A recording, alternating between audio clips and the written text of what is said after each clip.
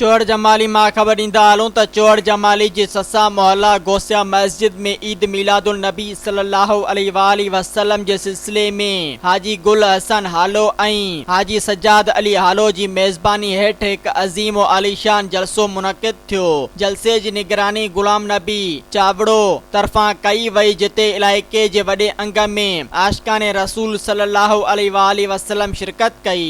नात ख़्वाननि पंहिंजे पुरखलूस आवाज़ में नातूं पेश कयूं ऐं हज़ूर सल्लल्लाहु अलैहि वसल्लम जी शान अक़दस ते रोशनी विधी, जंहिं सां महफ़िल जो माहौल अक़ीदत ऐं मोहबत सां भरिजी वियो। महफ़िल में आलमनि जा रूह परवर खिताब पिण पेश थिया।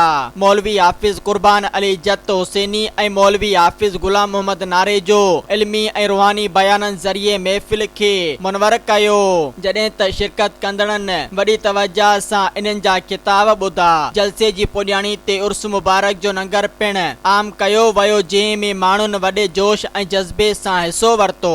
सब्सक्राइब कयो अवामी न्यूज़ HD खे ऐं ताज़ा तरीन ख़बरुनि लाइ ॾिसंदा रहो अवामी न्यूज़ HD।